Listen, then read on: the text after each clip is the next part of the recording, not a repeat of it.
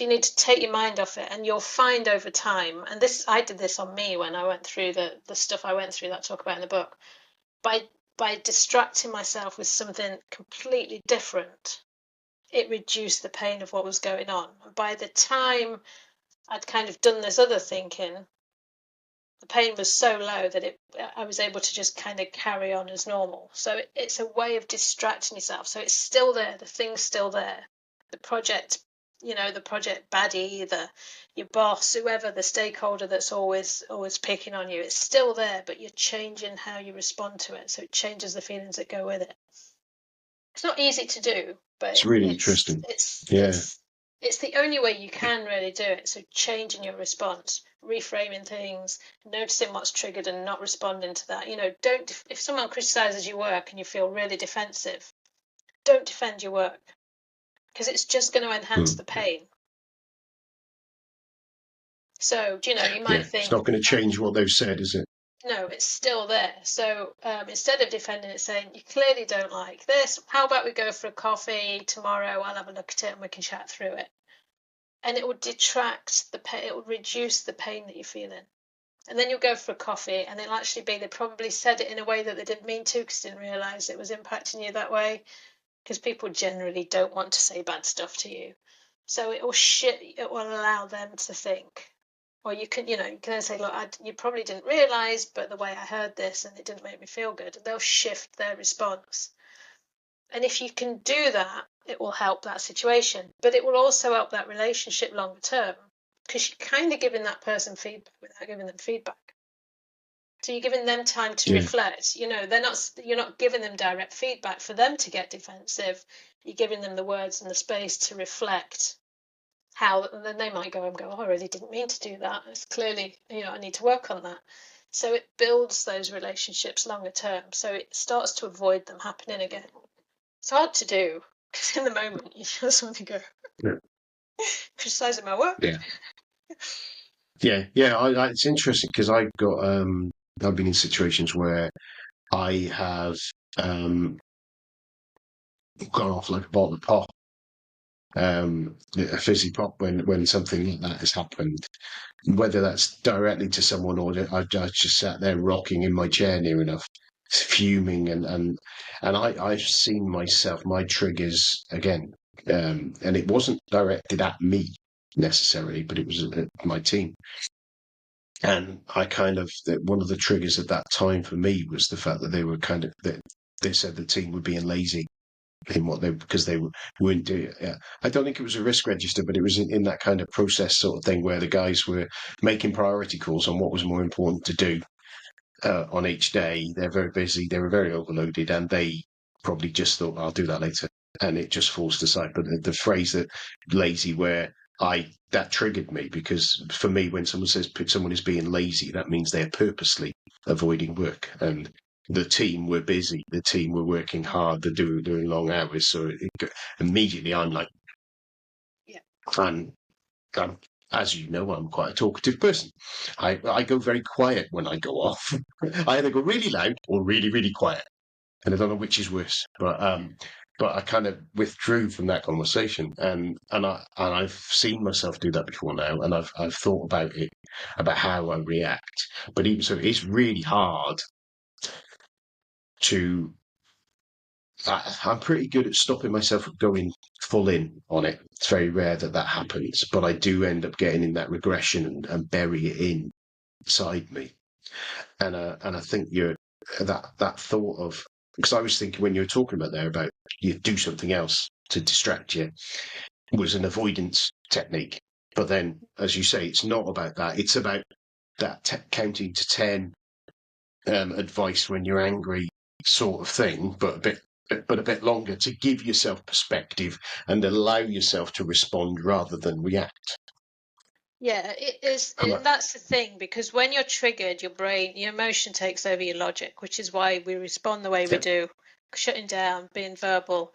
You'll get that flood of adrenaline, and it happens before you realise it. And so just noticing that physical feeling can just give you that time to go, okay, I need to stop this, and I need to think, and there's breathing techniques you can do really quickly that will just calm everything down. and then think, okay, it's probably fairness. So SCARF model stands for status, certainty, autonomy, relatedness, and fairness. So in that situation, fairness might have been triggered. You think this is not fair. The team are working really hard. Someone's having a go at them. They don't really know what they're talking about. And your response might be, that's not fair. So you're exacerbating that feeling of unfairness by focusing on it. And you're getting into that, and they're going to defend their stance. So you're getting into that. Whereas probably you have no desire to spend any time with this person. So it might be, so the least triggered might be relatedness, for example. And relatedness is like feeling part of a group or being left out. You don't care at this point. You don't want anything to do with them. But you could say, I can hear that you're frustrated. So why don't I talk you through what the team's been doing, and you can tell me what you think we should drop as a priority. And they're going to back down because they've just come out with something, and they are probably going to back down, or you talk them through it and they learn something, and it will shift their thinking. They'll probably back down because they probably don't want the conversation. So you've changed the environment of it, and you've shifted their response. And when you stop, it's really hard to do because you have to stop your response. You have to like hack your brain almost to get your logic back on, so you can think about, okay, how do I handle this? And it's so fast. But when you start to do it, people will notice it. So we all go into a room with somebody who's difficult, expecting them to be difficult. So we're already geared up for this difficult person. So if we start to shift how, they might think you're difficult, you might think they're difficult. But if you change your response to somebody, they will subconsciously pick it up. So they'll lower their guard the next time. And again, you do that 2, 3, 4 times, all of the guards start to come down a little bit, and it's less pointy finger and who's to blame. Because you're not responding in the same way. So we all expect people to respond the same way to the same kinds of things. We're never surprised when somebody does that thing again. But if you change your response before it even starts, and you approach them in a slightly different way, they'll be like, they'll just think something weird's going on. And they might say, what's going on? But their subconscious will start to pick up and start to reduce their barriers, because we all do that. So it's when you get into it, it's fascinating. And if you can observe what's going on when you're doing this, you'll notice loads and loads of things. It's interesting because I've been on projects and situations where we've had a difficult stakeholder that we've got to deal with, and the team will be beforehand, and me as well, very trying to predict what might happen because it was so unpredictable. So being ready for unpredictableness, and then kind of being in that, and then you step into a meeting on edge.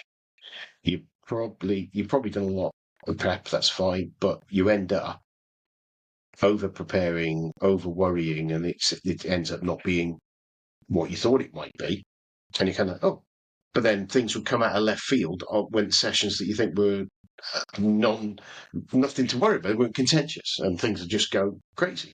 And it's that whole thing of people, isn't it? Perspective and where they're coming from, and you can't know, and therefore, and sometimes it can just be that's where they are. How you deal with that is quite difficult, I find. It might be nothing to do with you and your project. It might have just come from a really bad meeting, stuff's going on at home. But that being overly prepared and ready for the fight, their subconscious will pick it up. So it's really obvious.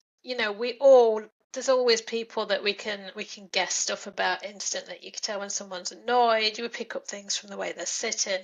We're not conscious of it, but the brain picks it up and works it out and then tells you what to do. So they will pick up that they might not know it, they might not be conscious of it, but the brain's getting ready for battle because it can see that you're ready for battle. So there's a whole load of subtle stuff that, unless we're really observant, we don't notice. So the best thing to do is to notice you've been triggered, do one of the breathing exercises. I do the physiological sigh where you breathe in twice and then exhale through the mouth, and do that 2 or 3 times, and it switches your nervous system into the calmer state.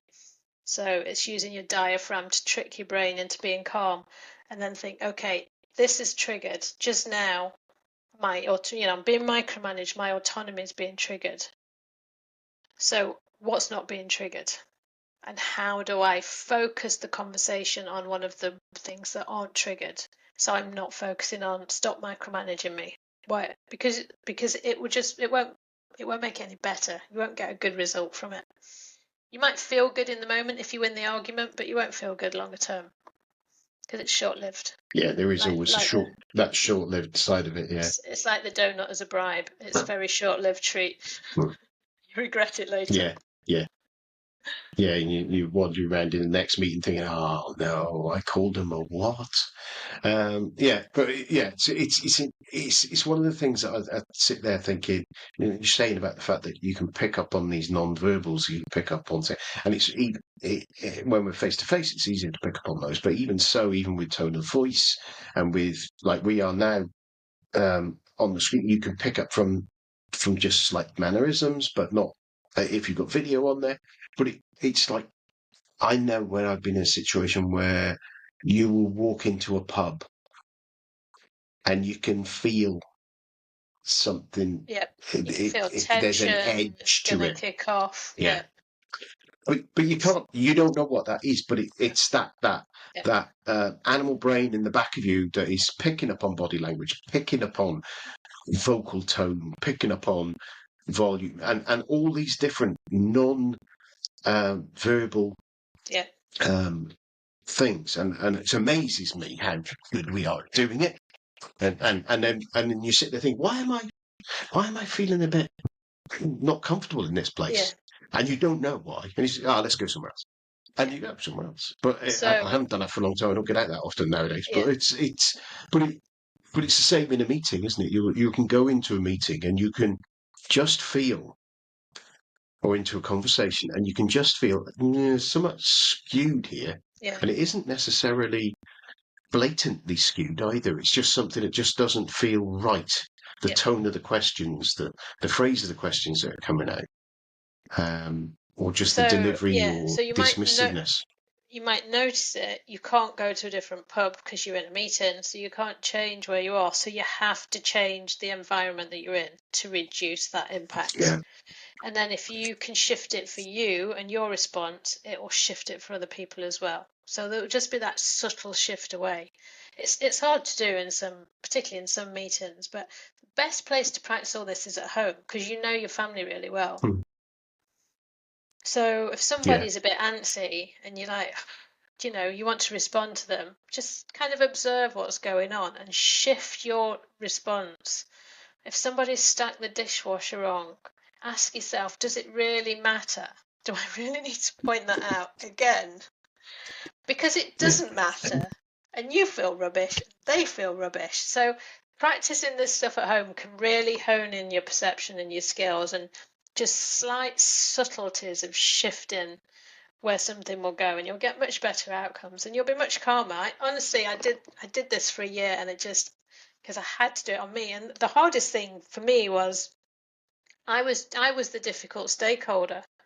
I was the person saying, no, this is too risky. What if that goes? Because when you're thrown into chaos and you've got your brain starts to throw up all the doubts and all the things that could go wrong, it will focus on all the things that could go wrong because it can't imagine that it could be good. You can't feel what an unknown future will feel like because it's unknown. Yeah. But you can imagine all the things that would go wrong because those kind of things have happened before.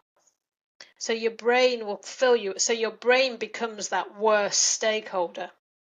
So you're having to do all this on yourself. You're having to battle yourself as that difficult person and shift yourself as that conversation, because otherwise your brain will win and it will try and keep you safe, and it tries to keep you safe by not making change happen. So practicing it on yourself or at home will really hone in those skills, and then work will be a breeze. You'll be like, and everyone will think, what's happened to you? You start smoking the wrong kind of cigarettes because you'll be so calm. It's honestly, it's been life changing. A book I listened to a few years ago, Steve Peters, The Chimp Paradox, Yeah. kind of talks about, and I'm not sure if you read it, but talks about you've got that inner chimp in there who is there just to give you pleasure and protect you. That's all it cares about.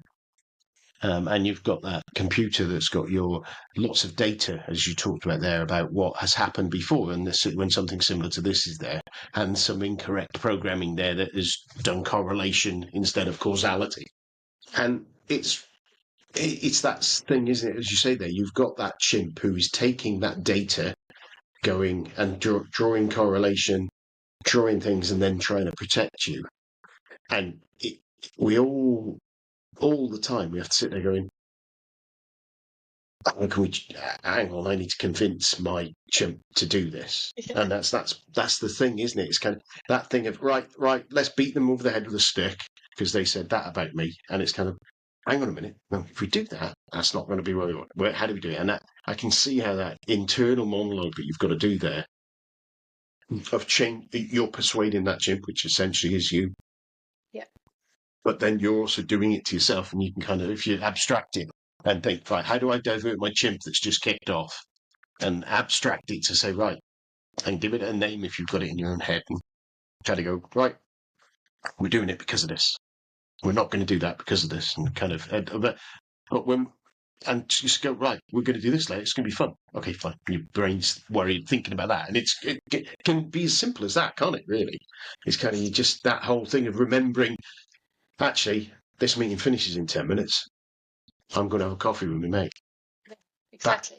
You know what I It's mean? a That very could do it. simple, yeah, it's a very simple process. It's really hard to do because your brain's already, so you to notice what your brain's doing is my brain is coming up with all of these doubts. First thing is doubts aren't real. Yeah. They're just thoughts your brain's come up with. And now I need to convince myself that those doubts aren't going to, so treat them as risks. Yeah. What if a move from the city to the country is really lonely and really isolated? What could I do so that that never happens? And the more you do that, the more data you've got, the more your brain can go, okay, actually, it might be okay because you've now got more data to base it on that it will be all right. Yeah. So it's reducing the level of doubt and ignoring it sometimes and reframing as well. Reframing is hugely powerful. So just tell the same story in a different way. Like a great one, I was going to something a few months ago and somebody was coming along who I really didn't want to talk to. And I got into that, oh, they're going to ruin my day because it's going to be a really good day and they're just going to be there all the time. And I really don't want to talk to them and I won't be able to avoid them. And then I reframed it as this person was in my life at a point when I was doing some work with them and it meant I didn't have to go out and find new contracts. So it was sort of paying the bills without me having to think about selling new stuff. So it helped me in that difficult period. So I just reframed it to that. I'm still not that keen on this person, but at the time we worked together, it really helped me out of a sticky hole. So it reduced my feelings, and then it was, we said hello and it was fine. I just managed to not spend too much of the day with them, but it shifted you could just feel the shift. So I didn't go into the space going, oh, there they are. I just, it'd gone. That feeling had gone. So again, you can't change the thing, but you can change your response to it. So there's a great Scott Adams book on, I think it's Rewire Your Brain or Reframe Your Brain. I can't remember, giving it away to somebody. But it's just full of retelling the story. He tells one about the dog. So we'd take the dog out for a walk, and the dog would be sniffing at the lamppost and all of, that stuff that dogs do. And he's wanting to walk. So he's getting really angry at the dog because he's wanting a morning walk.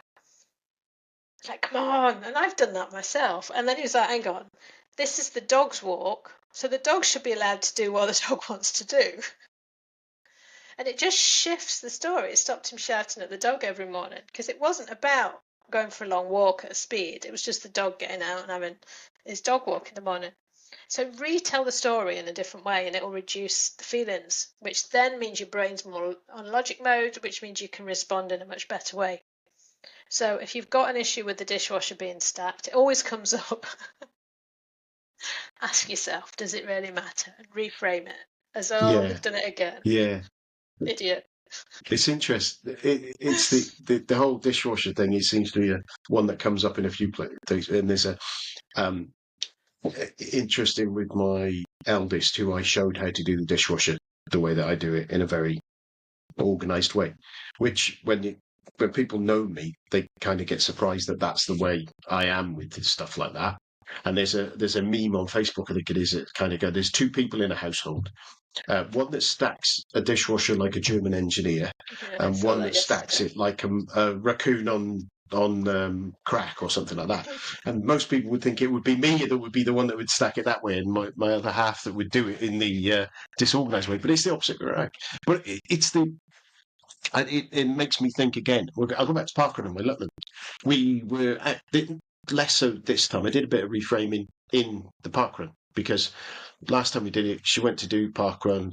Her mate was coming along to do parkrun with her. I was going to have a free run on my own while they ran together. Her friend took off and she ran with me, so I couldn't do my go for a bit of a quicker time, although I wouldn't have caught her friend anyway because she was quicker than me. But it was so that changed mine. I'm like, oh God.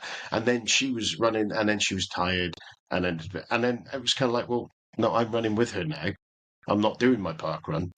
I'm running with her, and we're having time chatting together, running. Whilst I was still encouraging her. I know other times when we've gone to go together to run park run, and she really wasn't in the mood for it, and she was really wanting to walk. I was getting so frustrated and so annoyed that we weren't running and we weren't doing it like an idiot father. Whereas now, this time, I'm kind of like, but no, it's about running with her. It's not about running. It's about us spending time together. That's the reason we're doing that together. We have a laugh, we have a giggle, and we're running at the same time. We're enjoying it. We're getting the fresh air. Go and have a bacon sandwich afterwards. That that framing of it, whereas I could just get annoyed because she isn't running and trying to do the best, fastest time, and I didn't get to do my run and all that. And it's so easy to and those things are all in my head. Mhm. But I'd kind of, by default, as you say, you're doing it at home. Well, you went, oh, Yeah, actually, well, this is what this is about.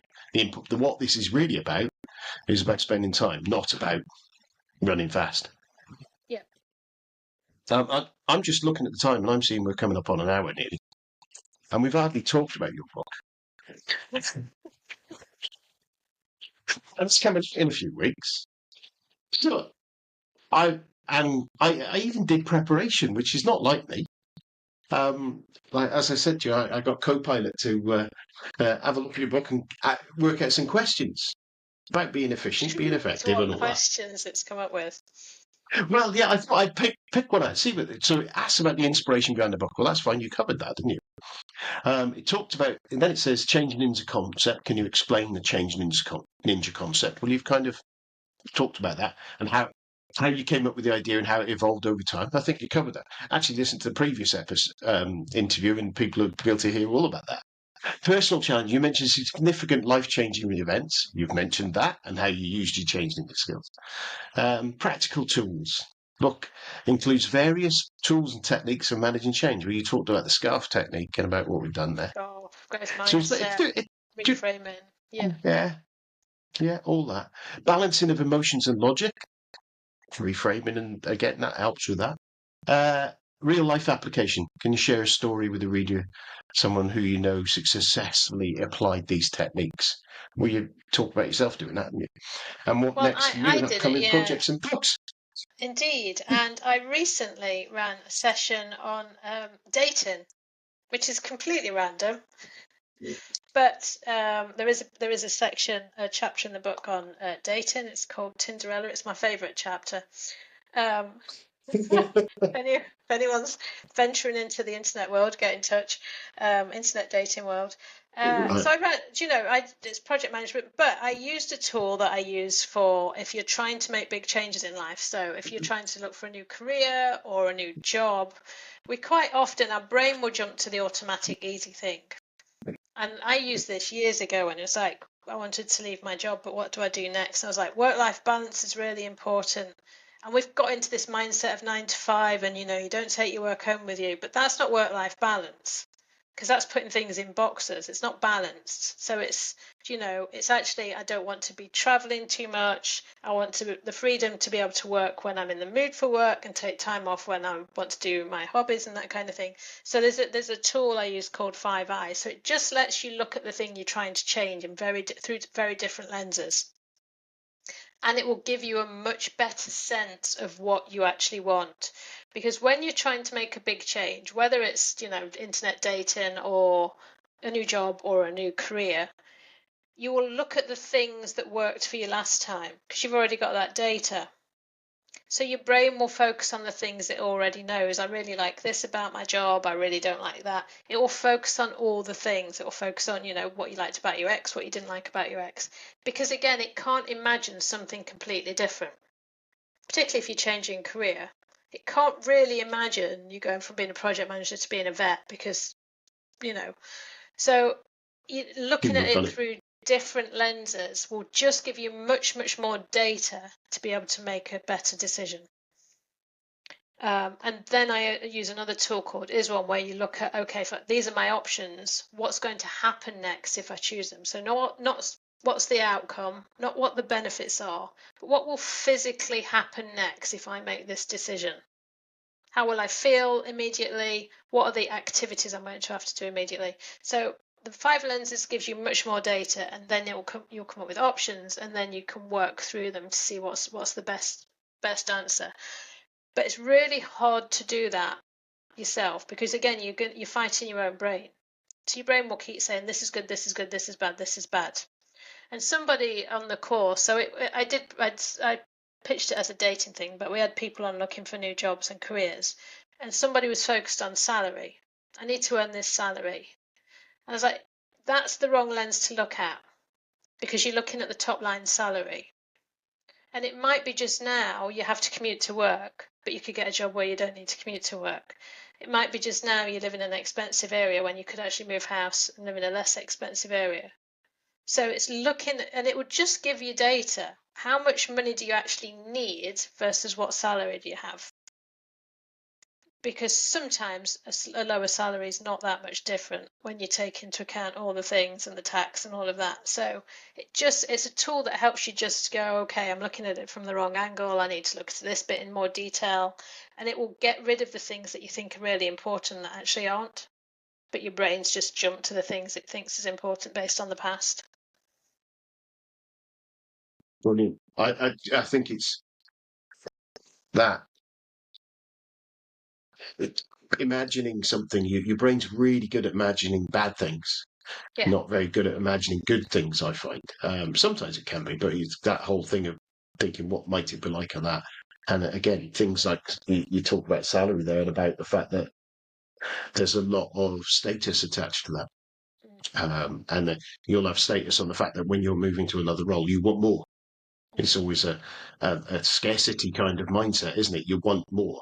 And actually, that's because you'll be able to, in your brain, and not everyone to say, but a lot of people will be in that situation. You say, well, I'm earning this much, which gives me a level of status in my mind for whatever reason it be. If you're a kid of the 80s like me, like big bucks earning money, being a yuppie, that was a big thing about what people were aspiring to. And that kind of approach does mean that there is a hook on that financial value all the time. But then actually what you want to do with it and what you want afterwards, you kind of go, well, actually, no, does it? Can I still achieve it? And it's really interesting. Just that lens switch is powerful because I know I've done some of that with when I had some cognitive based therapy. And that there was kind of techniques similar to that about looking at it and going, right, okay, actually, what is the real situation here? Step back, write down what that real situation, what you really need, what you really want, whether it be in your health, in your relationships, or whatever. And rather than what you think you want. Yeah, some of it's slowing it down as well, because we don't see things at normal speed. So I've got dogs. So when I started dating, it was like, they must like dogs. And I went on a date and someone said they really like dogs. And we had a really nice time. And I was kind of thinking on the way home, I'll maybe meet up with him again. And then I played it down at a slower speed. I just watched the whole thing again. And I noticed that they'd not paid any attention to the dogs. So I was like, there's no point. So they might like dogs, but there's a difference between thinking dogs are all right and actually wanting dogs. So I was binned. So it just saved me loads of time. I could have gone on 2, 3, 4 dates before that kind of emerged and just wasted all that time and effort and energy and emotion that goes with all of that stuff, because it does wear you down if you do it too much. So it was just like I just slowed the whole date down and went, doesn't like dogs, so there's no point. And it kind of, the rest didn't matter because it was a non-compromise. Knowing what your absolute non-compromises are for a job or a career or whatever it is, and just having 2 or 3 and going, it doesn't meet that need, so it's gone. It will just save you loads of time and energy. Yeah, that's brilliant. And it works for dating. Yeah, so people need that. Then lots of people like people want to know what happened. They need to buy the book. Read the book. Yeah, and that'll be. So let's get onto that. And obviously, when is the book out? I know when the book out because I got invited to a launch party today, a virtual launch party which I signed up to. 29th of October it's released, and the book launch is on the 30th of October. So if this goes out before then and anyone wants to come to the virtual book launch, I can get in touch and see if there's any tickets left. Yeah. And there'll be discounts galore. Before then. Cool. That's the bribery. The donut. Yeah, there's your bribery. Okay. Yeah, for your record breaking. Yeah. Yeah. So that's brilliant. And remind people of the title? It is The Change Ninja Returns, and this time it's personal. There you go. And it has a quote from Dawn French's The Twat Files in the front of it, so you can tell the style of what we're going to get there. Some straight talking, some entertaining. Yeah. Oh, your version you sent me. I know. There's something to do with copyright or something, which I was surprised at for quotes, but I had to take it out. But that was my source quote. But yes, I think it was something to do with laugh at yourself. Have you got it there? Yeah, I've got it in front of me. Don't let shame hamper you. Don't conceal your mistakes. Instead, wear them like badges for all to see. It's a massively liberating experience to openly admit and tell. It is. And if you tell it in a funny way, 10 years' time when you're remembering it, you'll just laugh because you'll remember the emotion of humour rather than the emotion of shame. It's a magic trick. It's honestly, it's a magic bullet. Laugh at everything and you'll remember it as being funny. And you'll feel the humour when you remember a story rather than feel the shame or the upset or the, oh no, I can't believe I did that. I don't have any shame because I've always done that. There's nothing I go, oh no. Because I've always turned into a funny story. Well, it makes me laugh. Yeah, that's a really good, I'll see if I can do that myself as well. Try and do something like that. I've probably got quite a few to be able to tell. Well, as I said, thank you very much for coming on the show, Tammy. And if people, obviously we've got a few things going on, if people want to get in touch, want to follow some of the stuff that you're doing, continue the conversation, what's the best way for them to get in touch with you? So Tammy at change-ninja.com or the website www.change-ninja.com or LinkedIn. There's only one of me on LinkedIn. And there's a newsletter on there. You can subscribe to the newsletter. And I'm going to be running some events from the middle of October as well, weekly events. So if anyone's interested in that, they can get in touch and sign up for those. Fantastic. Well, thank you again for coming on the show. Fascinating and educating conversation and entertaining conversation as ever. You have a brilliant rest of your evening. And thank you very much. Thank you for having me. See you later.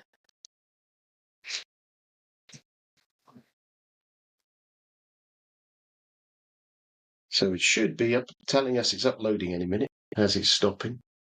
It says it's stopping rather than stop. How was that? That was good. We could witter on forever, I think. Yeah. I know. That's good. It makes it an easy conversation like that. Sometimes with some of these, I'm at 20 minutes in and thinking, Jesus Christ, how am I going to drag this out? Which doesn't always happen. So that's still saying it's stopping and not stopped. That's unusual of what it's doing, because it appears that it is still recording.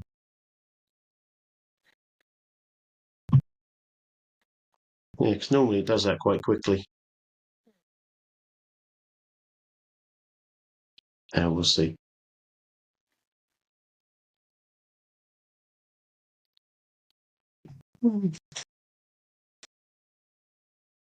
Oh, I don't know.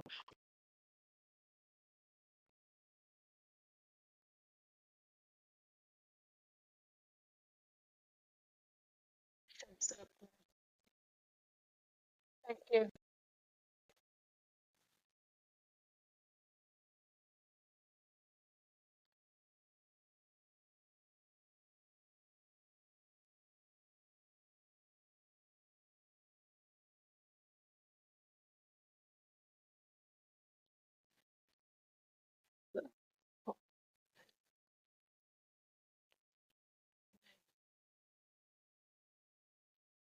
What about the 20th, the week before? And then I can like repost it all the week before.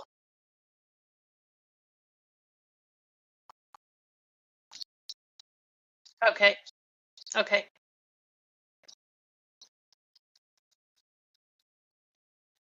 13th and 20th. Perfect.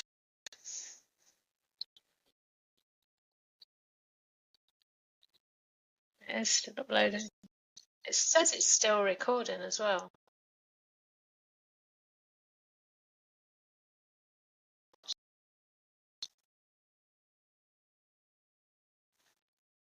Still got the flashing record button on.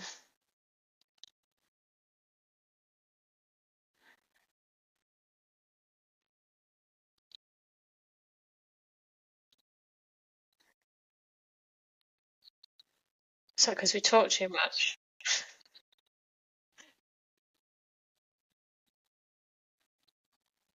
Try doing it. It's not. Don't have the option to stop.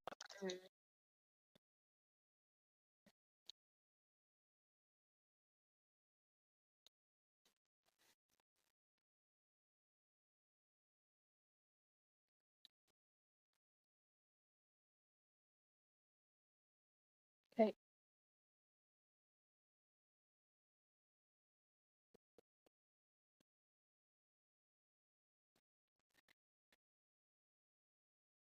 It's getting close to uploaded. Oh no, the uploaded bit keeps going up because it's still recording.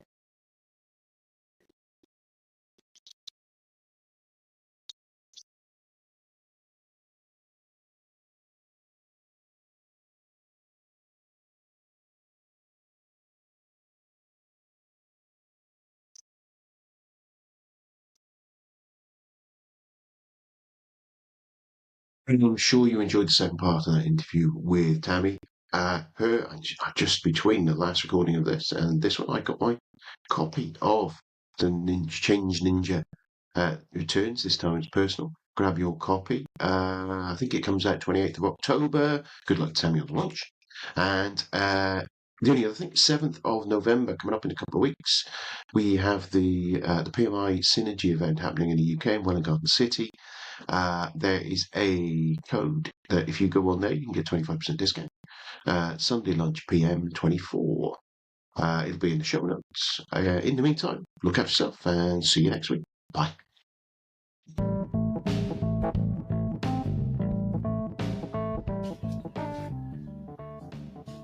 So I have a number of sponsors, affiliate links in the way that it's set up that have kindly allowed me to share their services, really. The first one is Mike Lane, and Mike runs online PM courses, and it is a great resource for getting those fundamentals of project management trained, reasonably priced, and Mike presents it in an accessible and clear manner. You can check out some of his videos on his YouTube channel and kind of give you a view of where they are. But the code for that, if you go to nigelcreaser.com/online PM courses, all one word, lowercase, that'll redirect you to it. There's very different levels that you can buy. You can buy individual courses, you can buy pathways as well, if you like. And I get a kickback off those. Mike kindly shares me that. So if you do jump on and use it, I hope you find it really useful.